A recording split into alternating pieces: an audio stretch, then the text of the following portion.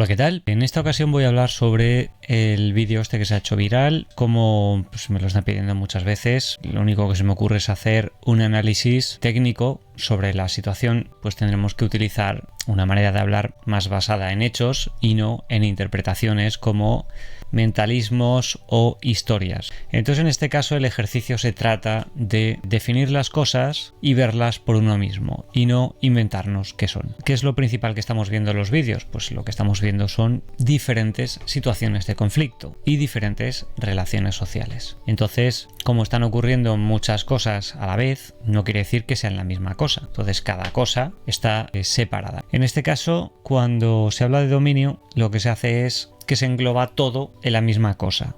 Y lo que tenemos que intentar es poner a cada cosa el nombre que le corresponde. Entonces, la agresión no es agresividad, la agresividad no es agresión, el dominio no es agresividad, tampoco es agresión. El dominio es una cosa específica y lo otro son cosas específicas. Entonces, lo primero que voy a hacer es irme a las definiciones tal y como son para poder saber a partir de aquí de qué estamos hablando. Si yo, por ejemplo, te estoy diciendo deja la mesa en la habitación, y yo no he definido que es una mesa, y lo mismo para ti, mesa significa silla, pues lo mismo tú coges y parece que me estás entendiendo, pero no me estás entendiendo. Entonces, lo primero son, para poder tener un marco de referencia, hacer las definiciones correspondientes. ¿Qué significa dominancia en etología?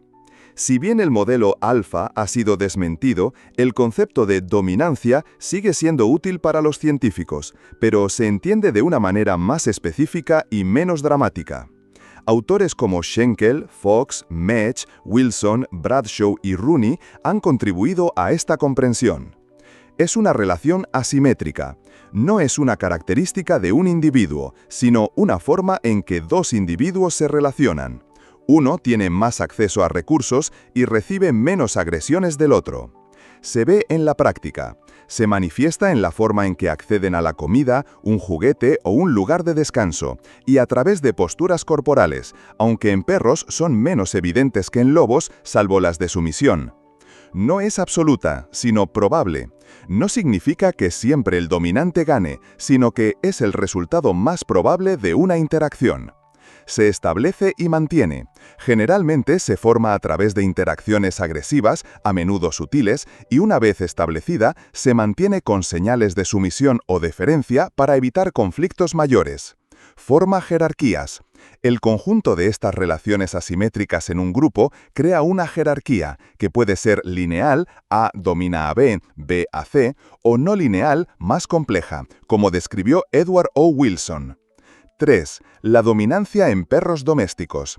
En los perros, las jerarquías son generalmente menos lineales y claras que lo que se pensaba para los lobos. A veces hay un perro claramente dominante y otro subordinado, pero el resto de las relaciones pueden ser más difusas. Además, las relaciones jerárquicas se establecen más lentamente en perros que en lobos, a menudo no se estabilizan hasta después de los 4 meses de edad. Las señales visuales de dominancia son menos frecuentes en perros que en lobos. Sin embargo, las señales de sumisión son muy claras. Cola entre las patas, orejas hacia atrás, lamer el hocico del otro o exponer el vientre.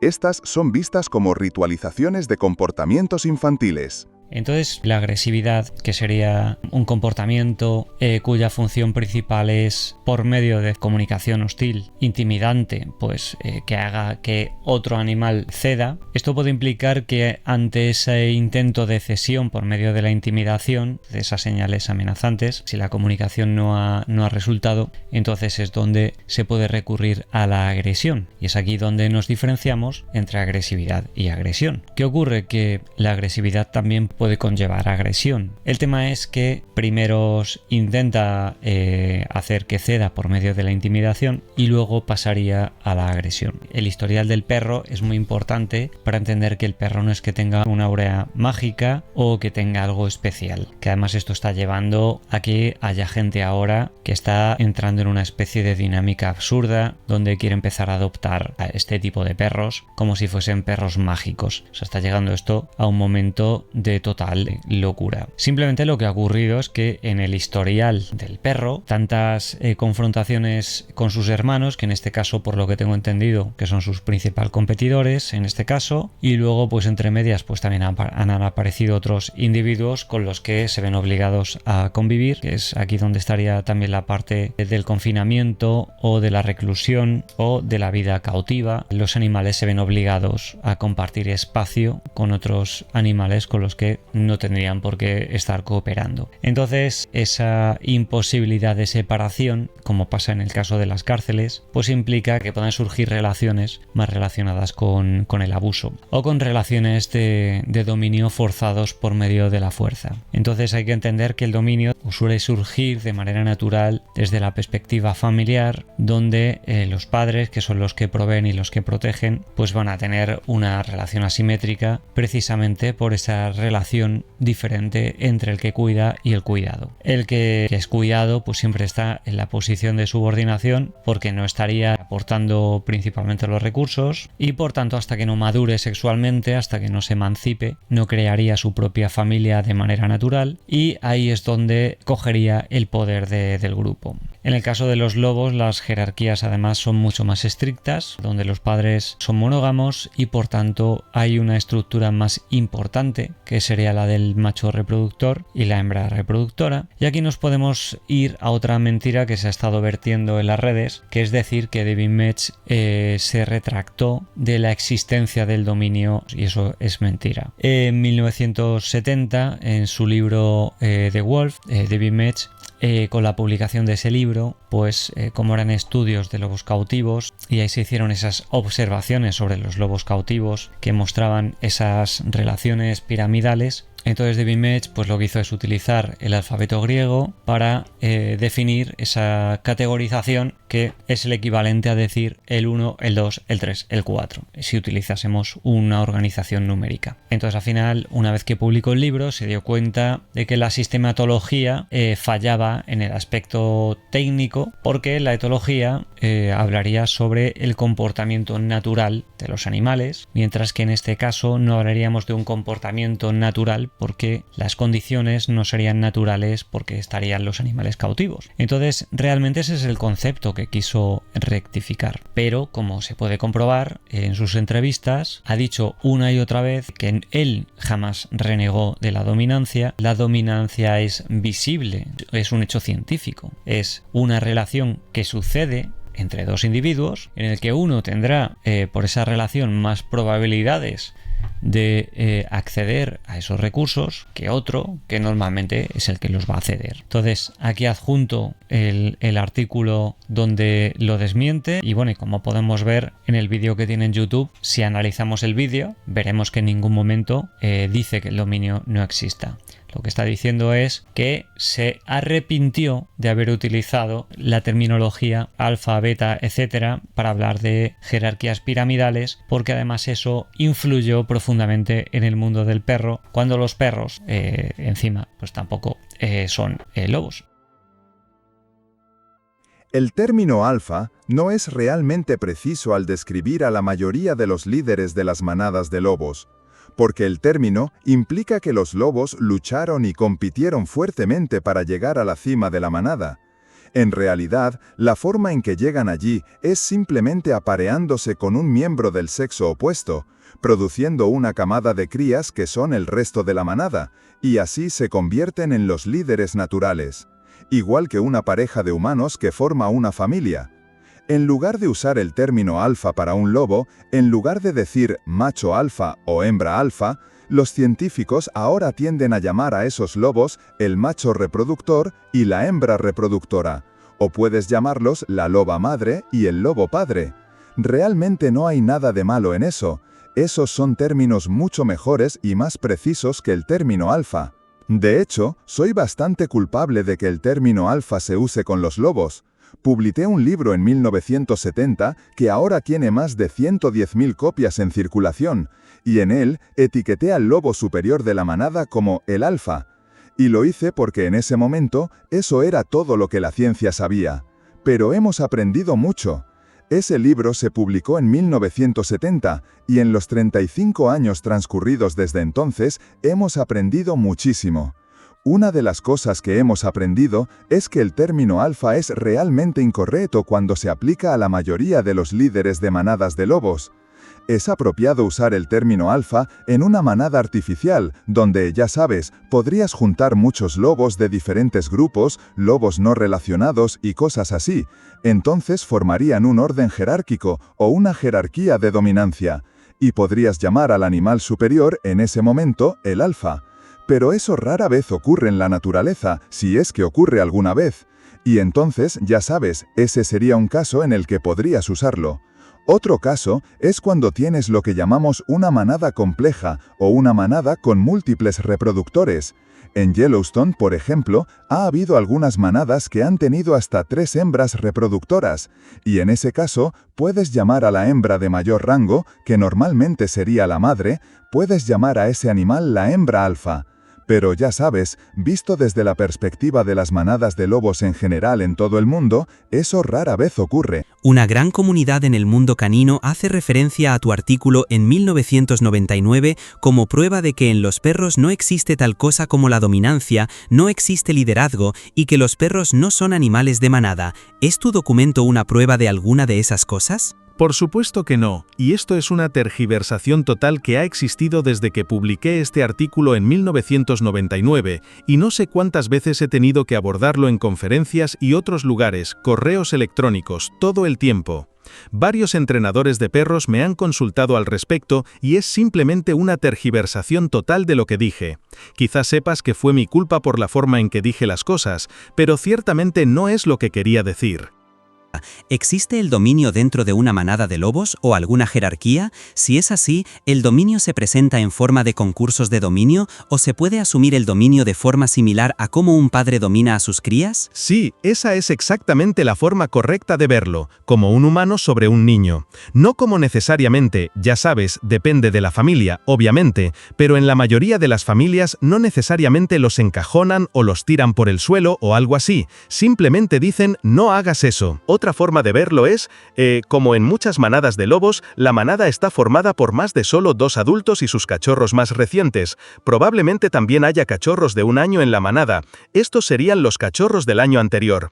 Esos cachorros automáticamente dominan a los cachorros también. No es que no peleen para hacerlo, simplemente lo hacen. Y sabes, los adultos, luego la pareja reproductora, dominará a los cachorros de un año, y los cachorros de un año, al ser más grandes, simplemente dominarán a los cachorros. Pero no tienen que pelearse por eso. Es correcto tal y como es con los humanos. Sé que se puede hacer a través de la energía y el lenguaje corporal, y no tiene que ser un ritual. De aquí podemos pasar también a los factores contextuales. Es decir, hay veces que, según el contexto, el animal puede mostrarse dominante o sumiso. Por eso llega un momento en el que acaba siendo un poco innecesaria en cuestiones de perros, hasta qué punto es importante si el perro es dominante o no es dominante. Acaba siendo algo totalmente inútil a la hora de entender el comportamiento porque no es un rasgo de personalidad. Entonces, por ejemplo, el animal que tiene mucha hambre podría estar dispuesto a pelear por un recurso, mientras que con un recurso de poco valor pues podría tener cesión de ese recurso. Ahí vemos lo importante que es estudiar las cosas tal y como son. Es decir, en esa situación, ¿qué sería lo importante? Pues en esa situación sería lo importante entender el valor subjetivo que tiene el perro sobre ese recurso o sobre esa situación. En cambio, si yo me planteo que el perro tiene un rasgo de personalidad dominante, por ejemplo, pues entonces daré por hecho de que el perro siempre homogéneamente debe reaccionar ante la misma situación de la misma manera. Y eso, como veremos, pues no ocurre. Imaginemos también que el perro se levanta más cansado, tiene algún dolor o lo que sea, y se encuentra una situación habitual donde lo mismo el perro lucharía por ese recurso. Por ejemplo, se impondría para lograr ese recurso o lucharía por él. Pues lo mismo, un día sí lo hace y otro día no lo hace. Entonces, al final, lo que sería real, lo que nos estaría indicando algo que es tangible, que es científicamente coherente, es hacer predecible todo lo que estamos viendo. Pues lo que sí que va a hacer predecible al perro va a ser entender las motivaciones que tiene el perro bajo un contexto concreto, que en el contexto contexto concreto también estaría el historial y las relaciones que tiene con otros animales, si son iguales o son asimétricas, etcétera. Entonces, todo ese conjunto de cosas nos estaría indicando lo que estamos viendo y no una especie de personaje que nosotros tenemos en la cabeza, en el que pues creamos historias épicas, como han pasado con este perro, en la que nos inventamos qué es lo que estaría pensando el perro. Luego también podemos entrar dentro de un relativismo genético, en el que podemos ver que evidentemente hay perros con una carga lupina más grande o reversiones evolutivas, que sería volver a recuperar rasgos perdidos, o perros que se les está volviendo a hibridar y entonces por tanto empiezan a recuperar esa genética que los perros en un principio pues quedan más distantes. Esos perros pues van a tender a tener unos rasgos más primitivos como puedan tener los lobos. Entonces, si vemos al perro doméstico como un animal mucho más neoténico, más como un lobo infantilizado, si cogemos esos cambios que han hecho que se ralentice esas etapas del desarrollo, que hacen que el animal tenga el hocico más achatado, la cabeza más gorda, etcétera, y el comportamiento más parecido a un cachorro, como es un perro, en referencia al lobo, evidentemente. Entonces, si cambiamos un poco esas dinámicas por medio de selección artificial, pues evidentemente podemos tener perros que evidentemente empiecen a mostrar más monogamia y más comportamientos relacionados con los lobos. Pero aquí hablaríamos, digamos que desde un marco más conceptual, más perro y lobo como especies diferentes. Al igual que el perro, por ejemplo, el repertorio comunicativo pues va a estar mucho más tamizado que los lobos, que son extremadamente expresivos, pero toda esa expresividad pues también en perros que empiezan a readquirir con esas reversiones evolutivas de nuevo toda esa expresividad que se empiezan a parecer mucho a los lobos, pues evidentemente ahí pues esto hay que cogerlo un poquito observando al individuo. Por eso la observación de los perros no se puede sustentar bajo un marco cerrado, ya que tenemos muchas gradientes que nos llevan desde el perro más doméstico, más infantil, más flexible, con una etapa de socialización mucho más amplia, a perros que van a mostrar un comportamiento mucho más parecido a un animal silvestre o más parecido a un lobo. En un principio, lo que está claro por el historial que tiene el perro es que, claro, a nosotros nos cuentan cuando ya el perro pues ha tenido ciertas confrontaciones y al final ha adquirido una seguridad en sí mismo que hace que tenga esos comportamientos sobre otros perros. Vale, aquí vemos a dos perros en una situación de conflicto social. ¿Aquí hay dominio? No hay dominio, aquí hay conflicto. Por eso tenemos que dejar de malinterpretar y confundir agresividad y dominio. Cuando veamos esas situaciones donde dos perros están peleando, no existe dominio, por eso están peleando. Es aquí, están teniendo esa especie de disputa en la que estarían estos dos perros disputándose la comida, intentando amenazarse para amedrentarse el uno al otro, pero realmente ninguno quiere iniciar un conflicto y por eso, como vemos aquí, aunque estén suficientemente cerca, se producen esos mordiscos al aire, esos comportamientos de intento de intimidación, que como vemos pues son esas mordidas al aire que pretenden abrir espacio por medio de esa intimidación. Pero vemos que en un principio, como he dicho antes, el factor motivación es mayor a la intimidación o al posible ataque físico. Entonces, como vemos aquí, el perro reacciona. Este de aquí está más preocupado en la intimidación y este está más preocupado en la comida. Entonces, como vemos, se está exponiendo al mordisco, pero en un principio tiene suficiente seguridad o tiene suficiente motivación como para arriesgar su integridad. Aquí no hay dominio ninguno, aquí hablamos de conflicto. Conflicto de intereses, conflicto de lo que sea, pero es un conflicto, no es dominio. Y ahora vemos que este perro tiene una mirada agonística, una mirada dura. La mirada dura, como dice la palabra, es que se produce un endurecimiento y una rigidez en la mirada a la hora de mirar a otro individuo. No significa, como he visto por ahí decir, que el perro enseñe los dientes, porque entonces los dientes no miran a nadie. Si hablamos de una mirada dura, no podemos hablar de un fruncido agonístico como una mirada dura. Eso no tiene sentido. La mirada dura se relaciona con la propia respuesta fisiológica del perro y atencional. Normalmente la mirada dura implica que los órganos de los sentidos se van a dirigir hacia el otro individuo, lo que está implicando que el perro no está dispuesto a ceder, al menos mientras siga permaneciendo en esa posición. Por tanto, posiciona sus órganos de los sentidos, como son la vista y los oídos, evidentemente los pabellones auditivos hacia adelante, para percibir mayor información, y esto actúa evidentemente como una señal que estaría comunicando la posibilidad de actuar hostilmente en contra de otro. Entonces una mirada directa siempre tenderá a percibirse como un ataque inminente. Aquí además empiezan a haber comportamientos como amenazas, o ha habido microgestos de fruncido agonístico, como hemos visto, que se producen ligeras tensiones en el nasolabial, que es el que va a elevar los belfos, y va a hacer ese microgesto que muchas veces nos está indicando que el perro está a punto de atacar.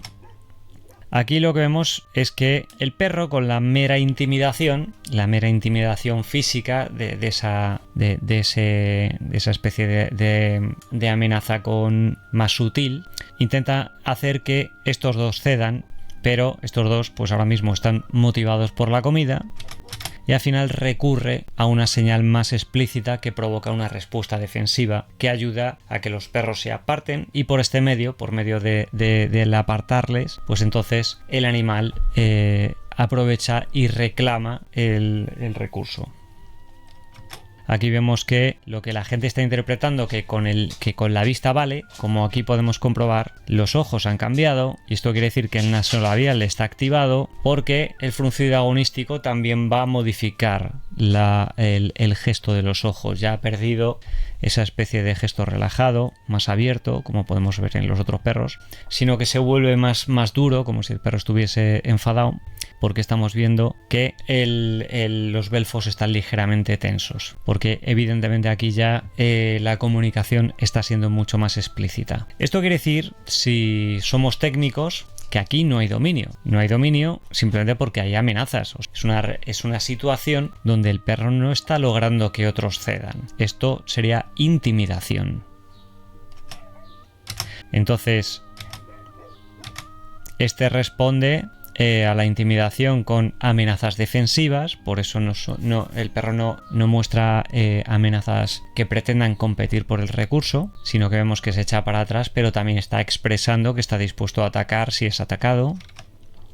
Y aquí, en esta cesión, el perro se ha visto obligado, ha perdido esta situación. Entonces aquí lo que vemos es una batalla perdida por medio de la intimidación. Con el que más conflictos tiene, que creo que su hermano es este al que ha intimidado, y estos vienen aquí como si nada, y entonces este empieza a irritarse por la presencia de estas otras cabezas y vuelve otra vez a amenazar, y entonces el gruñido, como vemos, es el que hace que otros cedan. Entonces aquí la intimidación de bajo nivel está ayudando a esa posición de control de los recursos. Entonces al final aquí vemos que las cosas son bastante más complejas que simplemente etiquetarlo. En el caso de que encontremos ahora un simple gesto, una simple mirada o lo que sea, y vemos que otros ceden, entonces ahí sí podríamos hablar de ese dominio, porque ya estaría exento de toda esta confrontación. Como vuelvo a repetir, una cosa es la agresividad, otra son las relaciones conflictivas y otra cosa las relaciones asimétricas que se crean entre dos individuos, que es lo que sería el dominio. Por eso, una manera mucho más sencilla de entenderla es como sucede en un momento natural, que es cuando una madre, por ejemplo, le dice a su hijo que vaya al colegio, entonces la madre no le está amenazando, y el niño en una situación normal pues le dirá, pues voy al cole porque me lo ha dicho mi madre, y ya está. Entonces ahí tenemos una relación de control social, de dominio, y una relación de subordinación o de sumisión, que sería por parte del niño que está yendo al colegio porque la madre se lo ha pedido, y no por ello están habiendo relaciones conflictivas violentas. Y cuanta más relaciones violentas nos encontremos, entonces más nos estaremos distanciando de lo que sería realmente el dominio social de un animal a otro. Al final lo que vamos viendo es que una serie de combates, una serie de intimidaciones, pues hacen que el otro vaya cediendo. Pero si no está presionado por esas intimidaciones, el animal no lo hace. Por tanto, el dominio no existe hasta que el animal no ceda sin todo ese tipo de comportamientos que están provocando que el perro muestre comportamientos defensivos como alejarse de un posible ataque. Entonces, todo esto es muy importante tenerlo en cuenta porque mientras siga existiendo violencia, no estará existiendo el dominio real, sino una imposición de la voluntad. Aquí, como vemos, si luego escuchamos muchas de las afirmaciones que se hacen, pues se da por hecho de que no están habiendo conflictos entre estos perros. Y como vemos, hay muchas peleas y muchos combates. Por eso luego en otros vídeos el perro sale herido, porque al final lo que se está es construyendo una historia absurda y épica sobre un perro normal que tiene muchos conflictos en el lugar donde vive y temporalmente pues está teniendo más capacidad de imponerse sobre otros animales y hasta que le dure. Entonces, como realmente no existe un dominio social real, no es lineal, pues ¿qué pasa? Que constantemente están habiendo situaciones de conflicto por diferentes motivaciones. Entre otras, la propia reclusión provoca que los animales estén más estresados simplemente por estar más apiñados. Esto es una respuesta natural que se observa en muchos animales que viven masificados, ¿no? Entonces, cuando los animales se ven masificados, pues van a haber muchas más fricciones entre ellos y niveles de estrés mucho más altos que cierran un ciclo de agresividad entre los integrantes del grupo. El animal va a estar más estresado, por tanto va a estar más irritable y por tanto va a estar más irritable, habrá más conflictos y como habrá más conflictos, habrá más posibilidad de que haya más conflictos porque hay más fricciones. Por otro lado, lo que tampoco se está hablando, no he visto a nadie hablar de ello, es que aquí hay hembras en celo. Entonces, también estamos viendo que todo este tipo de rituales también seguramente se relacionan con ciclos hormonales de las perras. Yo lo primero que hice es coger todos los vídeos, los visioné todos, y ahí es donde me di cuenta que también había ciclos reproductivos dentro del grupo este. Por eso tampoco es cierto que, como también he oído hablar, que se ha dicho que esto es una protectora. Entonces, esto dudo que sea una protectora, no sé a qué se dedican, pero una protectora, al menos una responsable, pues tendría a los perros castrados conviviendo con perras, porque si lo que están es intentando solucionar un problema de población, pues evidentemente no vas a estar haciendo que constantemente los perros se estén reproduciendo. Entonces, ¿qué pasa? Que como los animales están enteros, tanto las hembras y los machos están sin esterilizar, pues al final lo que va ocurriendo es eso, que también van a ocurrir otros comportamientos estereotipados que se van a ver exacerbados por la imposibilidad del alejamiento o por los incrementos de niveles de estrés. Al final llega un momento en el que una conducta natural puede acabar siendo patológica por medio de unas condiciones de reclusión. Es decir, si hay poca motivación o hay situaciones donde hay unos niveles de estrés altos por la situación que sea, entonces esos comportamientos estereotipados, como pueda ser estar buscando pelea o exhibirse ante otros machos o lo que sea, pues se pueden ver exacerbados simplemente por esos estados de deprivación o esos estados fisiológicos.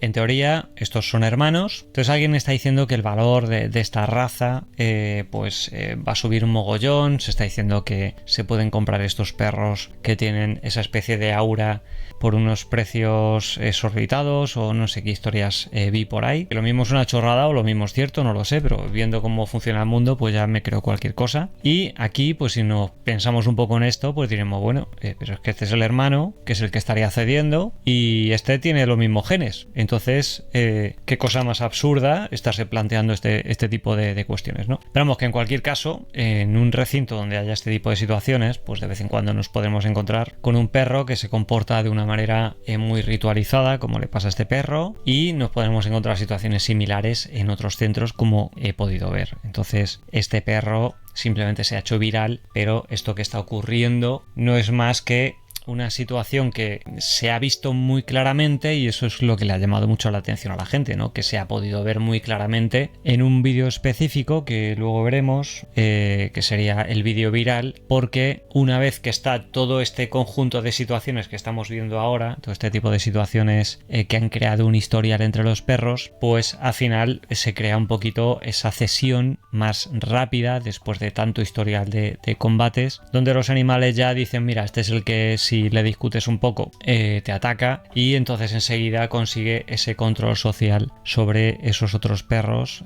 imponiéndose sobre ellos, mostrando esa mirada dura hacia los otros animales que ceden. Pero al final aquí no hay ningún tipo de cuento fantástico como se nos está vendiendo, sino que simplemente son cuestiones relacionales entre los perros. Unos se están imponiendo sobre otros, y está viendo un historial de combates como ha sucedido toda la vida en cualquier grupo, sobre todo que se ve obligado a permanecer cohesionado, en este caso por las condiciones de reclusión.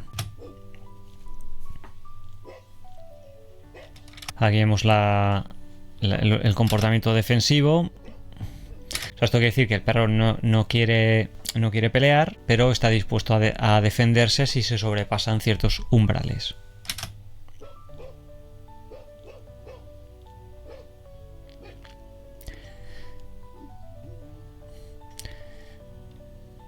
Aquí vemos como el perro ya se empieza a relajar, y es aquí donde vemos aquí como el perro estereotipa ese comportamiento de exhibición, de imposición social. Vemos cómo este reacciona posicionando el hocico y este cede. Aquí el que ha cedido es este. Si lo volvemos a ver, este perro además aparta la cabeza en previsión de un posible ataque. Vale, aquí él abre espacio, por tanto permite el cese de presión. Este aprovecha, sale de la situación donde estaba bloqueado a nivel de espacio. Este vuelve otra vez a intentar imponerse, pero al acercarse rápidamente a este perro, este proyecta hacia él, y este paso que da al acercarse está indicando que está dispuesto a iniciar el combate, y en este momento, como vemos, el perro cede. Aquí podríamos decir entonces que la aura de este perro parece que se ha ido, ¿no? Cuando realmente lo que estaríamos hablando son de dinámicas sociales y punto. Aquí el perro escucha al cámara, vemos cómo hace esa mirada de control, percibe que es la persona y entonces rebaja. Pero aquí, digamos que el punto final lo ha dado este perro, el perro de este. Vemos que es el que está teniendo la posición proactiva. Este de algún modo se ha mostrado impositivo, pero aquí realmente lo que está haciendo es ceder. Lo que pasa que con cierta seguridad en sí mismo, ¿vale?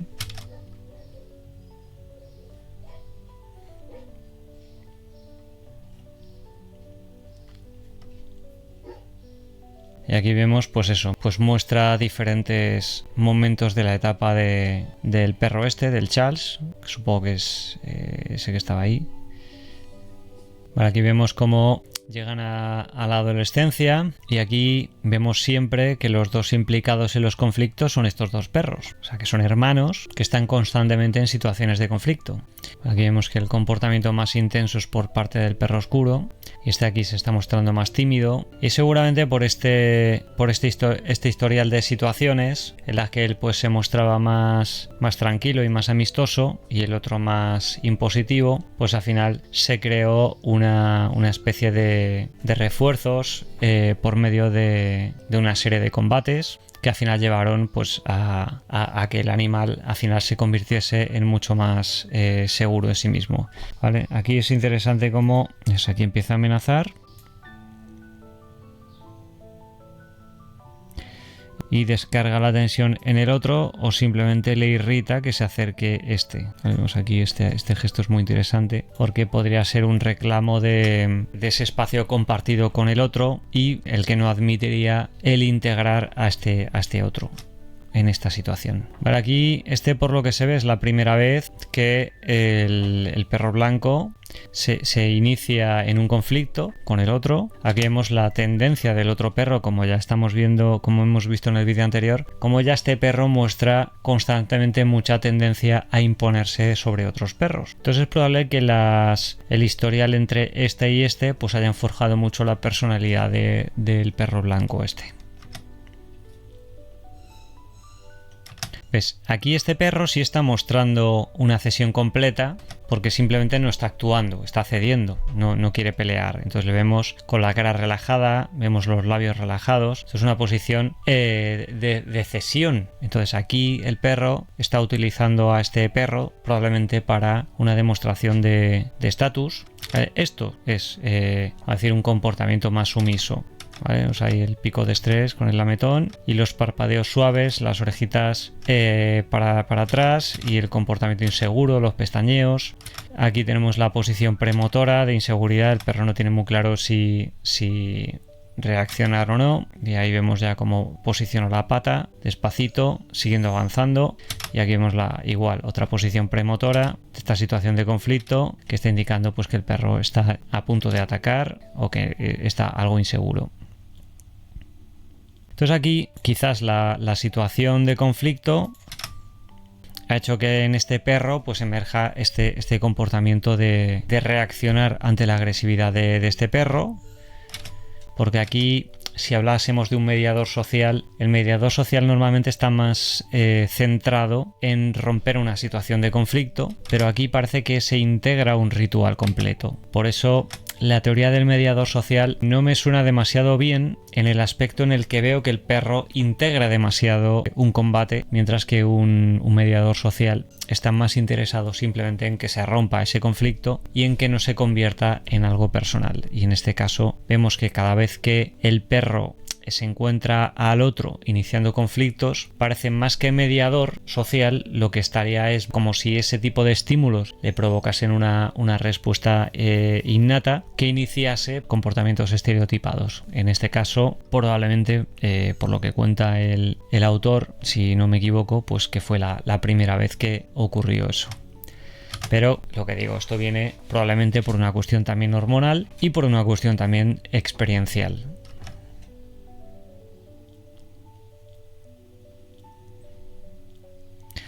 Vemos aquí que el perro se empieza a tensar, vemos cómo cambia el gesto. Este perro permanece congelado con un gesto muy, muy amistoso, muy pacífico. Vale, aquí se retira.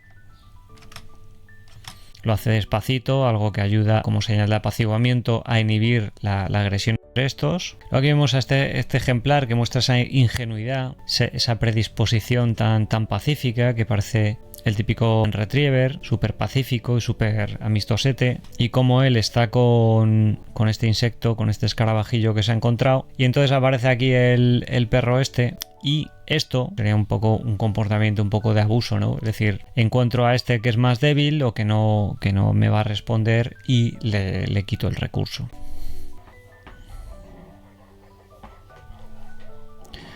¿Ves? Aquí estas situaciones donde hay varios perros ladrando a uno, pues también nos falta el contexto, es decir, cómo ha iniciado esto, que es lo que la gente no se da cuenta, es decir, ¿cómo sabemos que estos han llegado a este caso?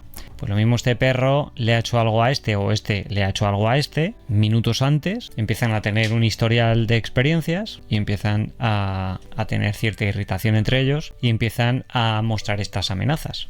Entonces, claro, siempre llegamos a cuando ya está el conflicto armado. Y claro, muchas veces se sacan las cosas bastante de quicio. Aquí parece que están todos yendo a por el hermano del Charles este.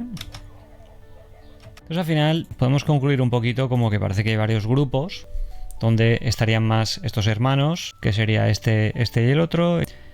Y luego estaría este otro grupo que parece que están más en su propia atmósfera, con sus propios problemas. Y aquí pues eso, están más con ciertos conflictos sociales, eso crea una cierta tensión en el grupo. Y entonces aquí el famoso vídeo donde el perro pues se ve probablemente influenciado por esa tensión social.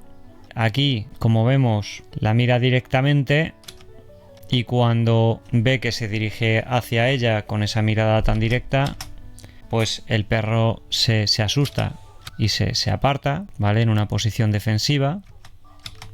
Este perro reacciona avisando. Es que estaba aquí bastante relajado. Según percibe la tensión, muestra un ladrido de aviso.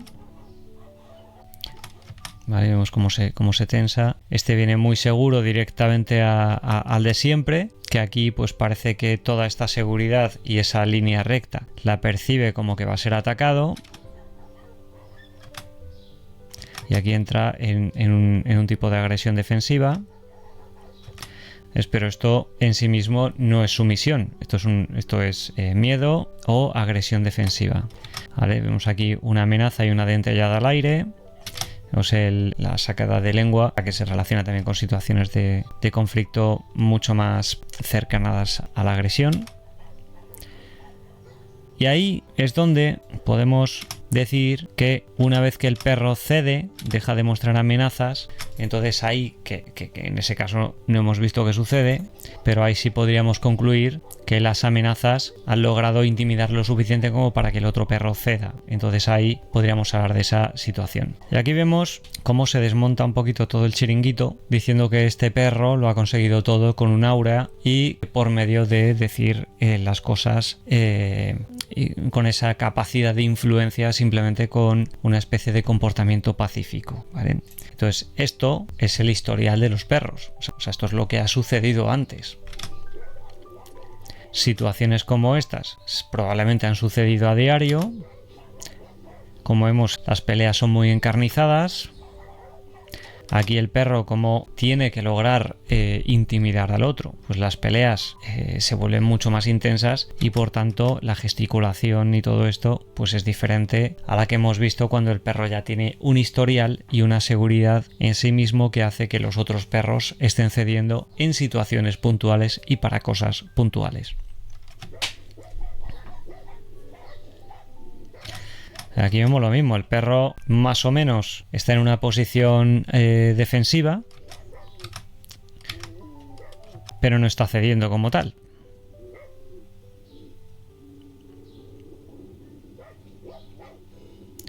A ver, mientras este intenta confirmar esa especie de derrota hacia el otro, este no cede, no sigue peleando, pero tampoco está cediendo. Por tanto, no existe aquí una relación de dominancia, sino una situación de intimidación donde ha habido un conflicto y hasta que el perro no ceda absolutamente y deje de mostrar agresividad, pues entonces no está teniendo control real sobre el otro, sino que está intimidándolo, coaccionándolo y en el momento que pueda, pues el otro hará cualquier otra cosa siempre que no haya señales intimidantes de por medio.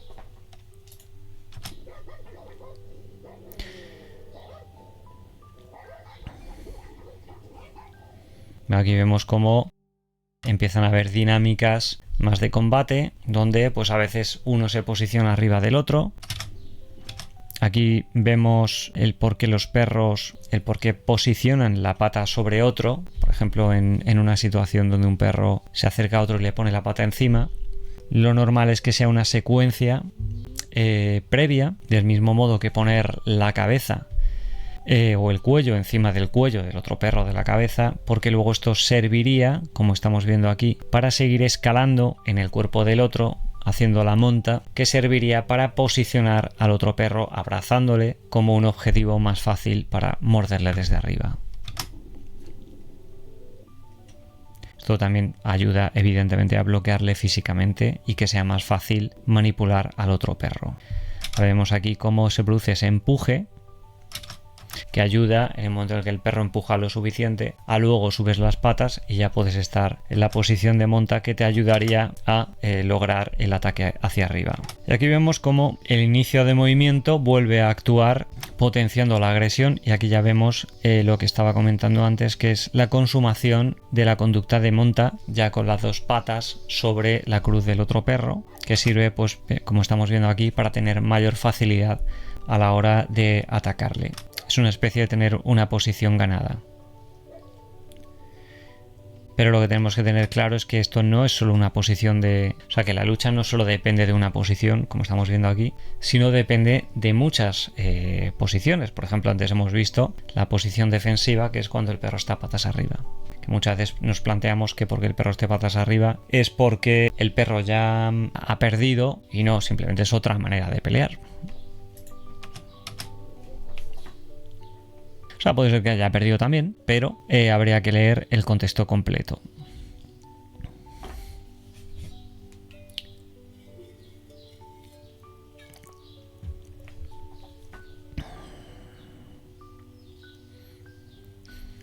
Vale, aquí vemos otra vez el comportamiento de monta. Y aquí vamos viendo el historial de combates entre estos dos perros. Estos evidentemente siguen peleando una y otra vez, porque no hay una relación de dominio, sino que el perro principalmente está interesado en controlar socialmente a pero no lo consigue. Entonces ahí hablaríamos de un intento de control social, hablaríamos de respuestas de irritación al comportamiento del otro perro, etc. Pero mientras no haya una posición clara de esa influencia que ejercería esa relación social asimétrica entre dos individuos que ha sido consensuada entre ambos, o sea, uno cede desde una perspectiva predecible y otro se impone desde una perspectiva predecible, o sea, con cierto historial, entonces eso es lo que haría que nosotros podamos decir que existe una posición de dominancia y sumisión. Pese aquí, por lo que se ve, empiezan a haber situaciones donde las perras están en celo y las motivaciones de los perros pues empiezan a incrementarse por cuestiones ya de esa influencia sexual, de ese intento de monta sexual hacia las perras. Aquí vemos como en este perrito, este gesto relajado, cómo rápidamente reacciona relajado ante cualquier comportamiento hostil de otros, mientras que otros que amenazan, es como esos que están ahí amenazando o estos que están peleando, se encuentran simplemente en situaciones de conflicto. ¿Ves aquí? Los perros están reclamando la posición para tener, ves aquí están las perras que estarán llegando al celo o lo que sea, y aquí están todos los perros motivados, pero esto nos indica que no existe esa jerarquización piramidal ni historias, porque son perros.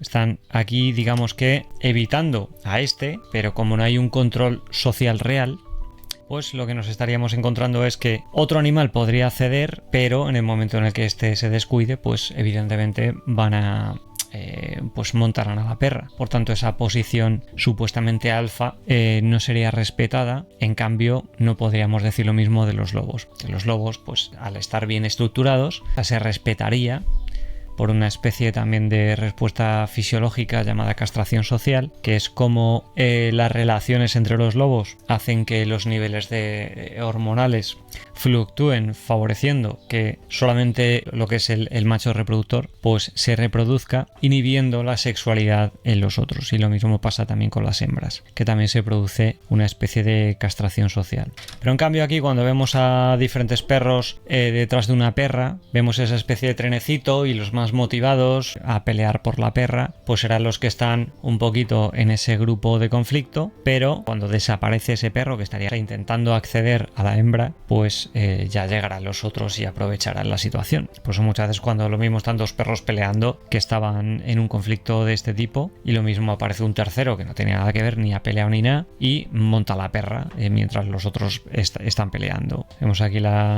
todos los perros siguiendo a la perra, y este tipo de detalles nos indican mucho la realidad que hay detrás de estos vídeos. Vale, vemos la secuencia completa de por qué ponen los perros la pata encima, de cómo ha subido, cómo se ha posicionado. Este perro aquí lo único que está comunicando es que no está dispuesto a pelear, entonces en esta situación está cediendo. Puede ser que haya habido ya un historial de peleas y el perro pues esté un poquito intentando evitar seguir peleando. que sería ya, pues digamos que ese historial que podría llevar a esa relación asimétrica entre ambas partes. Pero mientras tanto, mientras que el perro siga confrontándose, pues evidentemente no hablaríamos de una relación de dominancia entre ellos, digamos que porque no tiene todos los componentes que se relacionan con la palabra dominio. Entonces, pues aquí, por ejemplo, vemos otras situaciones donde los perros están paseando por la naturaleza y eso, y se está dando por hecho demasiadas cosas, como que los perros no tienen espacio suficiente o que pues eso, que lo mismo su vida es totalmente metida en un lugar muy pequeño, y pues eso, tampoco podemos saber demasiado sobre cuáles los horarios de estos perros, si realmente pasean mucho por el campo y todo este tipo de cuestiones. Aquí, por ejemplo, sale el tío con el látigo y también están diciendo que todo esto está preparado pues porque el tío tiene el látigo, y eso entiendo que es otra falacia que se ha dicho de esta situación. Entiendo que el perro se ha hecho con un látigo simplemente porque es una manera de cuando encuentra ciertos conflictos, pues asustar a los perros, o para moverles, en plan cuando son muchos, pues amedrentarles con el látigo o lo que sea. ¿Ves? Y yo aquí principalmente viendo todo esto en perspectiva, después de ver tantos vídeos, uno tras otro, en diferentes contextos, lo que voy viendo es que lo que hay es una estereotipación constante del perro blanco, del Charles o como le llamen, de los conflictos principalmente con su hermano. Como vemos, casi siempre los conflictos se relacionan con su hermano. Aquí, por ejemplo, vemos que está atacando al perrito que creo que era el que era muy, muy sumiso antes, para que veamos también las dinámicas sociales. Aquí vemos cómo está aquí su hermano, que le ha atacado cuando estaba siendo atacado por y ahora está como más irritado hacia ¿no? Pero bueno, aquí volvemos a las mismas, no sabemos qué ha pasado en esta situación. Entonces, lo mismo, este perro estaba reclamando un recurso, no ha querido ceder, y lo mismo le ha atacado. Y aquí, ¿qué pasa? Que el perro en este caso ya está dejando de ser sumiso, porque como vemos, sí está perdiendo la pelea, pero realmente no está mostrando una cesión completa, no está mostrando esa sumisión. Por eso estos siguen atacándole, porque el perro sigue sin mostrar esa cesión. Entonces aquí le ataca, también aprovecha que está vulnerable para también atacarle, ¿vale? Y ese mordisco que le mete pues hace que otra vez se inicie esa agresión defensiva, y ahora como el perro proyecta hacia el otro porque le ha visto que le ha atacado. Aquí vemos pues eso, como este perro lo que intenta es ejercer ese control social por medio del sometimiento con las patas, por medio de bloquear el espacio del otro perro. Y como el otro perro no lo hace por sí mismo, pues ahí es donde nos encontramos estas posiciones para intentar someter al otro animal. Pero como vemos, que el perro esté perdiendo esta pelea no quiere decir que se esté dejando someter. Porque si no, evidentemente no estaría mostrando comportamientos defensivos.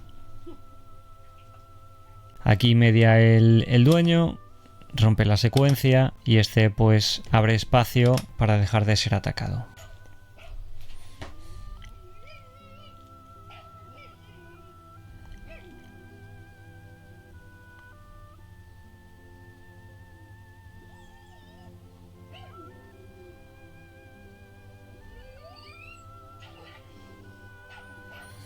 Pues aquí vemos de nuevo ese intento de control social. Entonces aquí vemos más una compulsión que tiene este perro para imponerse sobre el otro, y el otro simplemente no quiere problemas, pero tampoco está dispuesto a ceder.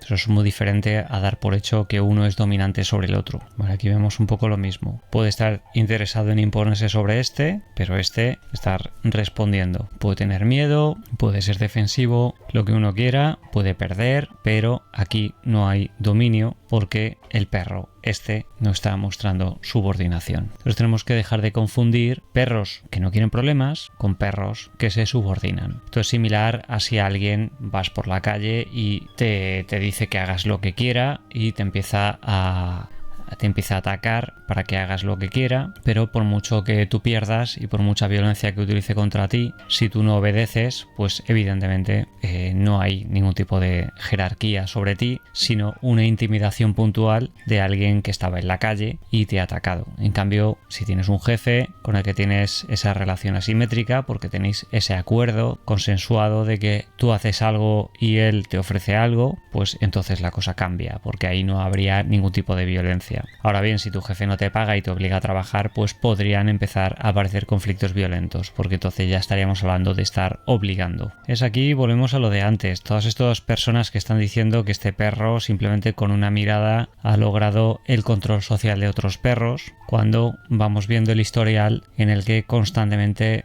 ambos hermanos están constantemente atacando a otros perros, casi como si fuese una especie de estereotipia. Una de las teorías que tengo un poco al respecto es que este comportamiento viene del confinamiento y al final pues permanecer en esos estados de estar tantos perros juntos durante muchas horas. Estos son ladridos como de aviso. Esta escena es muy interesante porque vemos aquí que el perro el labrador, no quiere problemas de ningún tipo y cuando se va a ir es donde es atacado por la retaguardia y entonces el perro se posiciona defensivamente. Esto sí se parece más a un comportamiento de sumisión, mucho más claro. Esto es sumisión activa. Aquí, como vemos, el perro estaría reafirmando el estatus de sobre él. Aquí pasaría un poquito igual.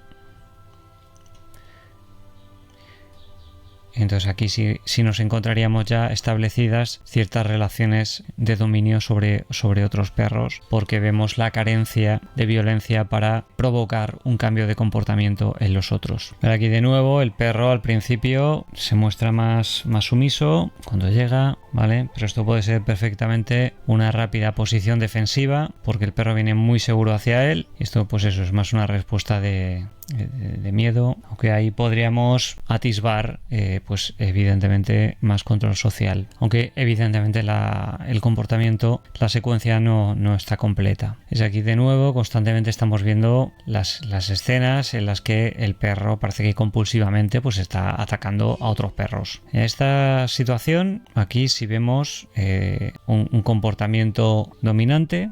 Este tiene un recurso y este viene y se impone. ¿Vale? Lo reclama rápidamente con su espacio, mira directamente y pues vemos aquí le huele, tiene un pequeño pico de estrés, se chupa, cede, abre espacio lentamente, implicando que no quiere pelear. Entonces esto es una cesión clara de recurso. Que esto no quiere decir que su relación alargada en el tiempo sea estable, que es lo importante. Es decir, que el perro haya cedido en ese momento, lo mismo no hubiese sucedido lo mismo que si el cuenco hubiese tenido un recurso de alto valor. Lo mismo en ese caso el comportamiento hubiese sido diferente.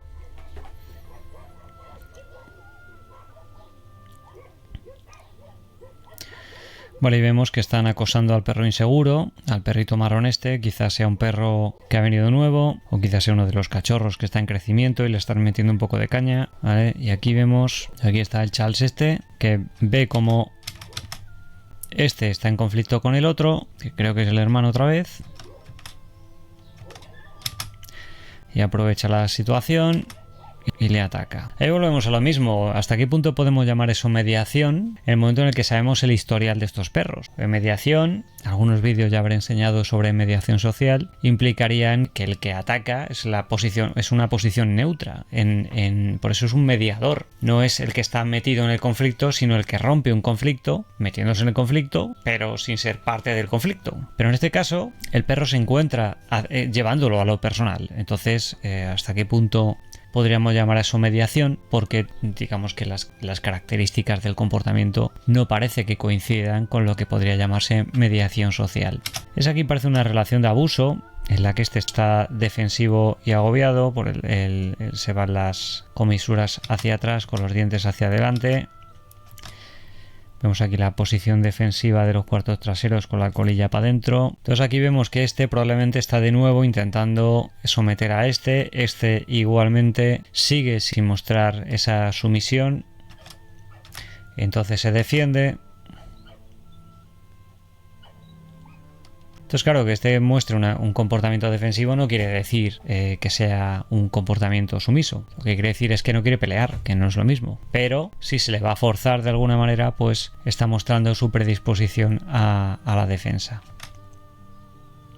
Entonces, aquí vemos como en el momento en el que intenta imponerse, como está acostumbrado, y a mostrar la posición defensiva, vemos como rápidamente aparta la cabeza, esa versión a la mirada, para prepararse por un posible ataque. Vemos ahí otra vez, hay dos giros, y en el momento en el que el otro cede, se muestra más vulnerable porque ya está dejando el espacio. Es cuando aprovecha para intentar buscar esa posición más fácil para imponerse. Aquí vemos, no sabemos si por un pico de estrés que está jadeando un poquito o porque está relajado, porque hace calor. Aquí vemos lo mismo, probablemente el comportamiento de este perro, que es más neoténico, provoca cierta inseguridad en el Charles que hace estos ladridos de aviso. Entonces realmente es un comportamiento defensivo, es como que tiene cierto temor al comportamiento cachorril del labrador. Lo puede percibir como un perro excesivamente seguro de sí mismo.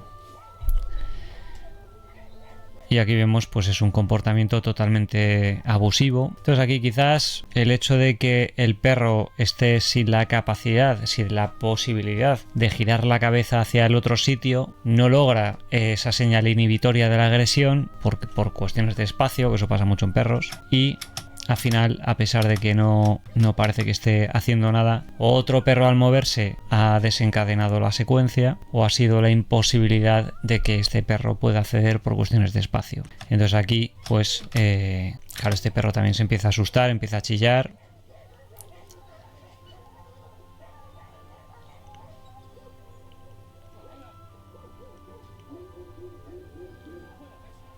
Ahí le vemos pues eso, cómo está a sus asuntos y ya está. Podría haber sido incluso un problema habitual en los perros más infantiles, que puede ser que simplemente no se haya dado cuenta de que estaba metiéndose en una situación de conflicto y eso haya llevado a sufrir un ataque. Vale, aquí volvemos a las mismas. Ahora parece ser que el hermano está perdiendo contra el perro al que constantemente se le ha visto antes que quería someter. No sé si este es el hermano o el otro es el hermano.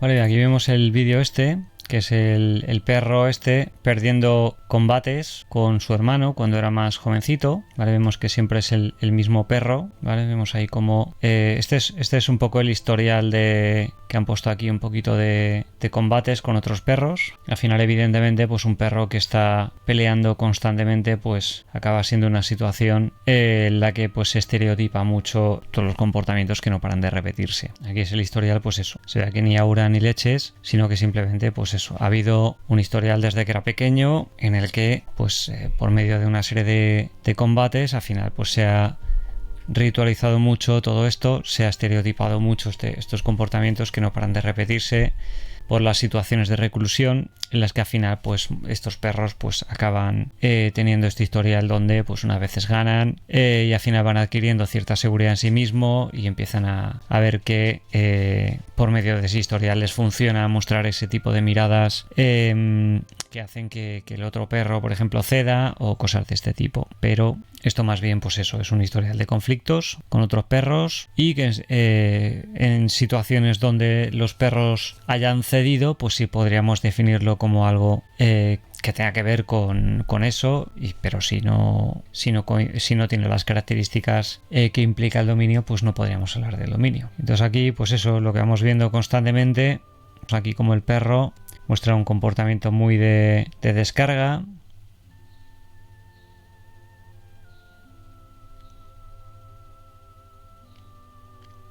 Vale, hay gente que ha interpretado que esto es una señal de decirle que se tranquilice, cosa que es una auténtica humanización, porque el lenguaje de los perros no tiene nada que ver con eso.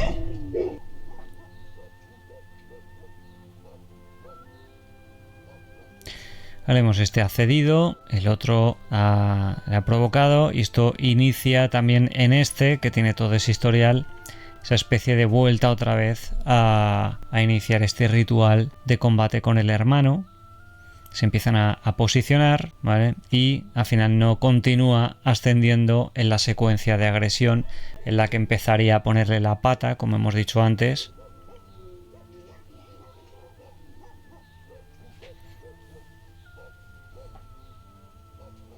Esto es eso, podría ser una agresión por frustración. El hecho de que este estaba intentando imponerse sobre el otro perro y se ve frustrado por el mismo comportamiento de este que se está imponiendo sobre el perro negro, y esa frustración de no poder terminar la secuencia que le lleva a la frustración y al ataque. Ya vemos aquí cómo este estaba ya liado. Aquí cede el espacio por medio del hocico. Aquí vemos que constantemente se repite lo mismo. Vemos el intento de la pata. Aquí el absurdo que sería decir que esa subida de pata lo que le está diciendo es hasta que se tranquilice, cuando este mismo es el que está iniciando el conflicto.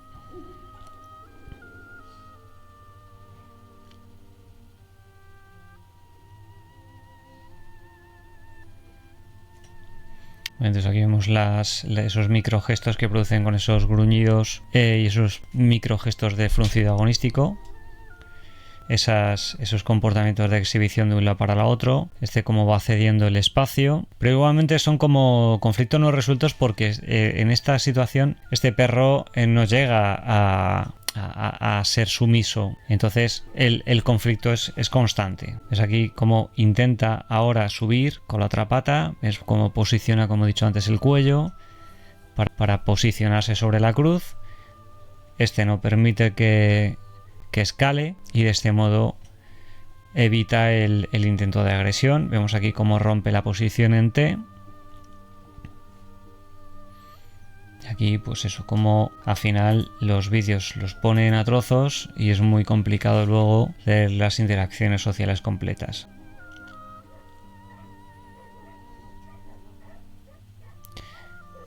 Y esto aquí pues volvemos a lo mismo. A este le tienen un poco frito. Este está aquí mostrando una posición de sumisión. Está cediendo totalmente su cuerpo.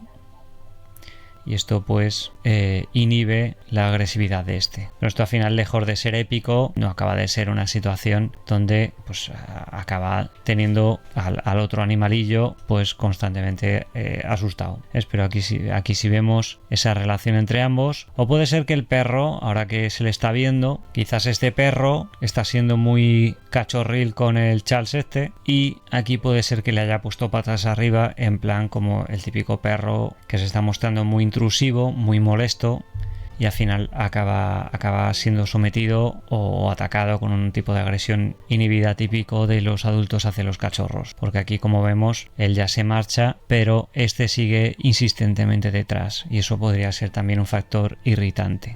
Por eso es tan importante también entender el contexto completo, porque vemos aquí parece que le mira con cierta obsesión. Esta situación también me parece muy interesante, porque este extremo de violencia no tiene nada que ver con la sumisión o la dominancia.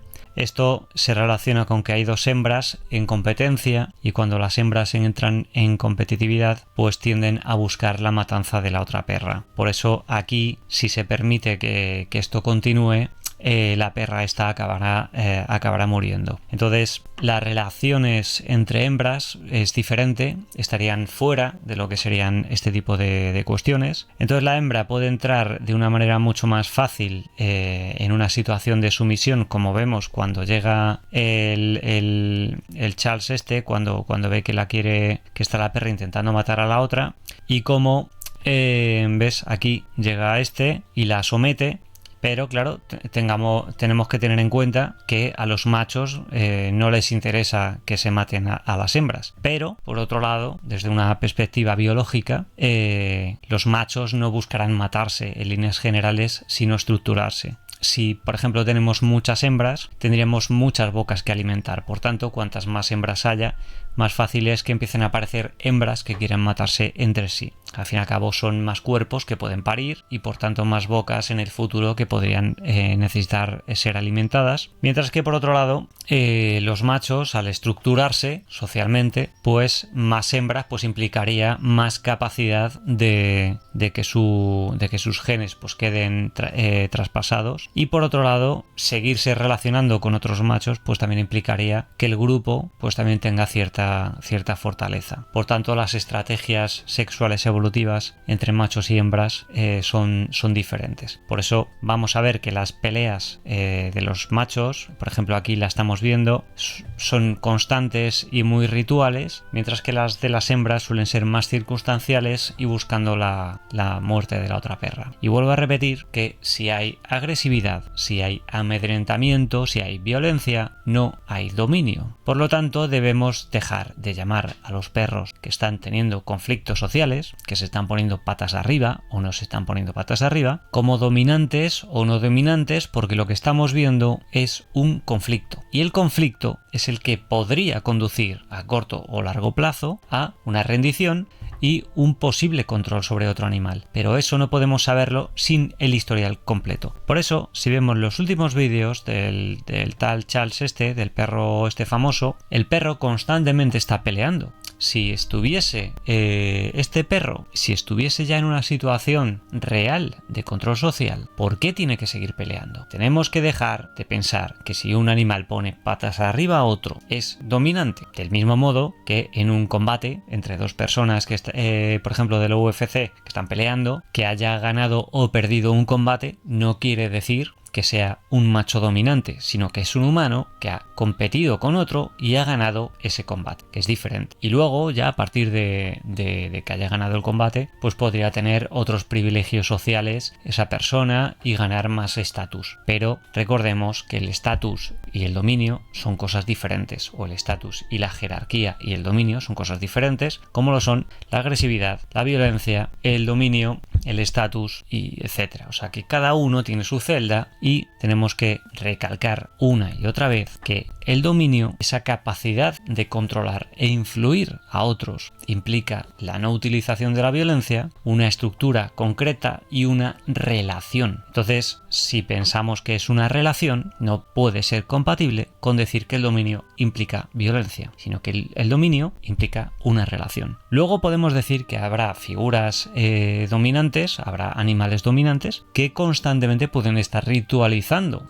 comportamientos agresivos. Entonces ahí estaríamos hablando de confirmaciones o de reafirmaciones, de autorreafirmación del estatus. Es una manera de intentar que el otro individuo no se olvide de que está siendo controlado. Pero eso es un conflicto, no es dominio, sino que es una manera de recalcar que no va a permitir que el otro baje, o sea, salga de su posición social. Esto además, pues, bajo una perspectiva biológica, pues hará que haya cambios hormonales, como que el animal más dominante, pues, tendrá mayores niveles de testosterona y menores niveles de cortisol, y luego el de estatus inferior, pues tendrá niveles más altos de cortisol y menores de testosterona, y eso ayuda a que se quede regulada la balanza. Y esto lo vemos en diferentes animales, en los que después de las pérdidas de combate, si se restaura ciertas hormonas, el animal vuelve otra vez a buscar competir como si no hubiese tenido una derrota. Cuando el animal dominante siente bajo peligro su dominio, su estatus social, su jerarquía, entonces es cuando sus niveles de estrés van a tener un pico mucho más alto, porque se puede provocar un cambio muy fuerte que el organismo no está dispuesto a sacrificar, que es cambiar esa posición social. Por eso el que está abajo va a tener menos que perder intentando ganar ciertos combates, mientras que el que está arriba pues va a tener un pico de cortisol muy fuerte, va a tener una respuesta al estrés muy fuerte cuando sienta que su dominio está en peligro. Entonces aquí, por ejemplo, en estos perros, no sé, no tengo muy claro si es un perro lobo checo, que aquí, si nos fijamos, sí estamos viendo estos rituales donde nos encontramos estos comportamientos dominantes de control sobre el otro perro, y el otro perro simplemente se muestra relajado y amistoso en esta interacción en la que uno está mostrándose constantemente en la posición de sumiso y el otro de dominante, pero aquí no hay ningún tipo de relación violenta. Estos son relaciones de dominancia y sumisión, donde claramente vemos el lenguaje corporal del posicionamiento de cada individuo. Entonces, es un poco paradójico, ¿vale? Aquí vemos como constantemente las flojeras del sumiso, como enseguida pues reafirman constantemente el estatus del dominante, si es que el dominante pues también se siente mucho con las ganas de hacerlo. También es cierto que puede ser un medidor también de niveles de testosterona y probablemente esto es una hembra y este es un macho, entonces muchas veces pues la hembra juega un poquito a medir o a entrar en esos ciclos donde puede estar midiendo la capacidad de control del macho, como una manera de pues encontrarle ese atractivo. Pero aquí no se pone una foto que sea correcta. ¿Por qué? Porque aquí estamos viendo tensión, estamos viendo contracontrol. Aquí estamos viendo tensión, ¿vale? Intentando controlar a este individuo, y aquí vemos una situación de conflicto. Esto no es una buena foto para hablar sobre comportamiento dominante, como se quiere decir aquí. ¿Ves? Pero si nos fijamos, aquí la definición pues es correcta, pero no se relaciona con esto. Un individuo que muestra un comportamiento dominante en una situación específica no necesariamente lo muestra en otra ocasión hacia otro individuo, ni hacia el mismo individuo en otra situación, que es un poquito lo que he comentado antes. Pero aquí, donde yo creo que volvemos a fallar en lo mismo, es coger situaciones de conflicto y ponerles la etiqueta, porque uno está patas arriba y el otro está forzando al que está patas arriba, le vamos a poner siempre la etiqueta dominante, y esto es un conflicto. El perro de la izquierda muestra una curiosa combinación de comportamiento pasivo y sumiso. Esto no es cierto, porque el perro está tenso, el perro no está permitiendo, está teniendo un comportamiento de control posicionando el hocico hasta este.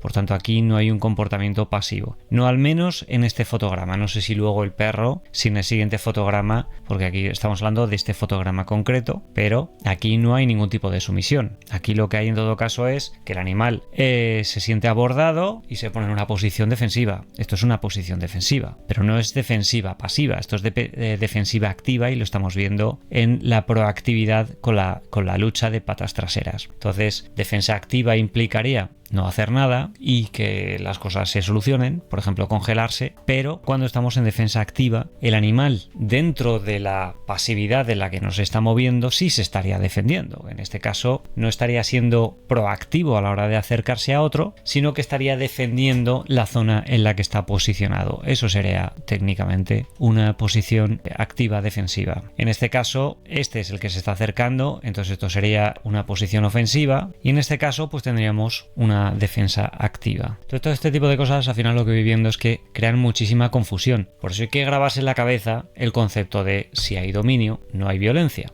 Porque el dominio es una relación entre dos individuos, una relación tácita. Y nada más, espero que algo de esto os haya resultado interesante y hasta la próxima. Adiós.